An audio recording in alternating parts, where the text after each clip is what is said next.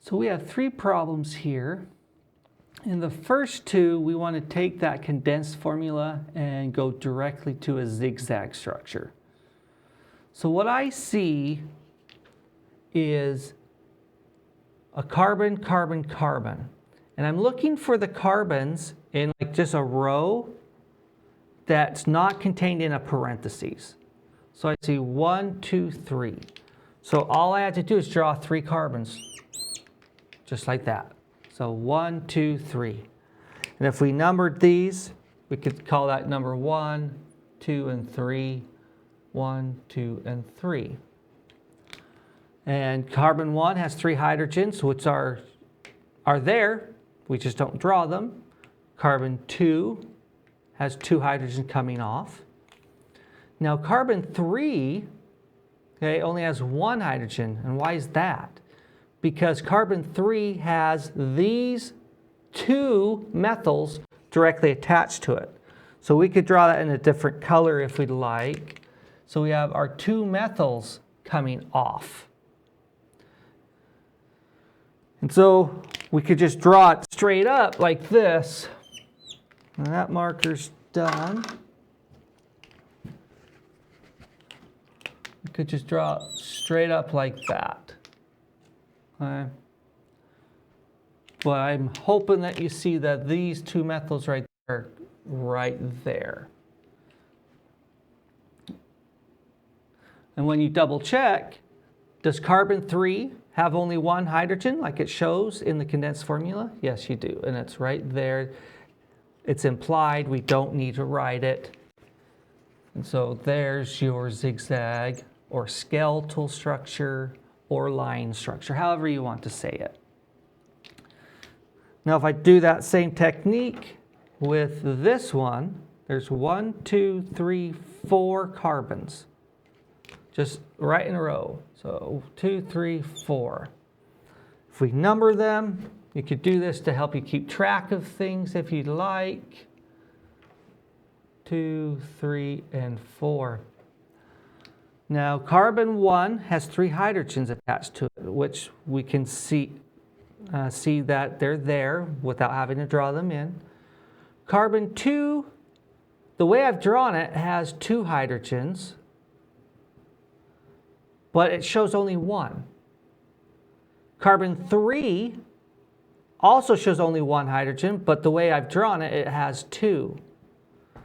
So that's an issue that we have to deal with. Carbon 4, as drawn here, has 3 hydrogens protruding off of it, but it shows that there only needs to be 1. So we also see that at carbon 4, we have 2 methyls directly attached. So we'll do that in orange, like that. So those are the 2 methyl groups that are being added. Okay. So how do we account for the fact that carbon 2 and 3 only has 1 hydrogen? Well, let's just get rid of one of the hydrogens on carbon 3 and carbon 2. Okay. So we got rid of them. What problem do we see now? Carbon 2 only has 1, 2, 3 bonds. And a carbon atom with 3 bonds cannot be neutral. And same thing for carbon 3. It has 1, 2, 3 bonds. It's drawn neutral, but that's not possible. So in order for these guys to only have 1 hydrogen, we would have to have a double bond.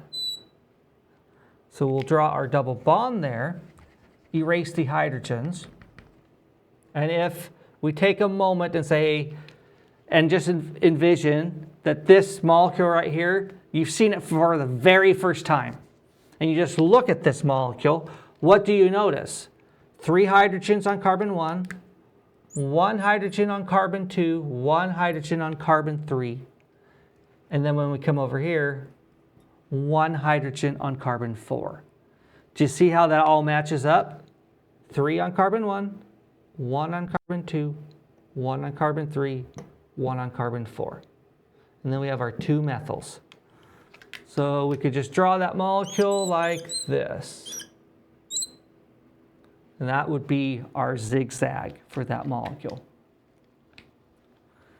Now for this problem right here, I want to take the zigzag and write it in the condensed formula. So what do I do here? The way I approach it is I just go from left to right is what I do. And if I go here, that's a methyl.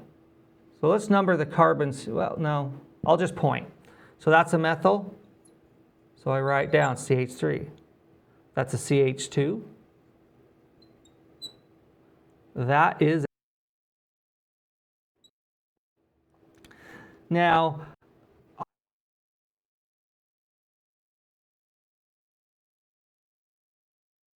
path. Something just beeped. I don't know what that was. So what I mean by path is like I could trace my pen. Let's get a different color here. So I could trace here, here, here to there. So 1, 2, 3, 4. But I could have very well have traced it in a different way. I could have went this way. 1, 2, 3, 4, 5. So what I'm looking for is just the longest path of the atoms. More or less in a linear, just in a linear fashion. It's kind of what I'm looking for. So let's erase this. So in our longest path here, I have a methyl, CH3, CH2, CH, and then the next carbon would be this guy, which is a CH2. Okay. So that CH2 is that CH2. But why did I leave a gap right here? Is because I need to account for that guy. And that guy is coming off or branching off of this longest path. And so when you have something coming off of that longest path, you have to put that into parentheses. Because what does parentheses mean? That this group right here, CH3, when it's in parentheses, it means it's attached to the preceding carbon when you read the condensed formula. So that CH3 is attached to which carbon? This one, this one, this one, or this one? It's the preceding one. So this methyl in the parentheses is attached to that carbon right there, which is that carbon. So if now we could probably start numbering things. 1, 2, 3, 1, 2, 3, 4. So I'm skipping that one. That's 4. And then what's 4 attached to? A carbon doubly bonded to an oxygen and a hydrogen. Okay. So when we have aldehydes, we notice that this is an aldehyde. When you have aldehydes, you have to write it in this way. You write down the carbon, then the H, and then the O. That order right there is telling you that you have an aldehyde. If you wrote it in this way, COH, like that, that's going to imply that you have an alcohol.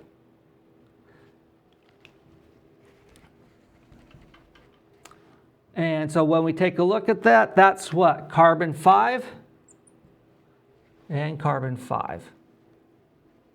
So I just like to draw the longest path, and then we just sandwich in, but we're using parentheses where it branches off. How would this molecule change? What would we do if I did this? Went to carbon 3 and did 2 methyls like that. What would the formula look like then? All right.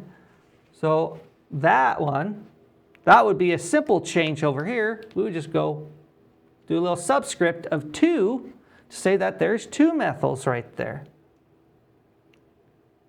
All right.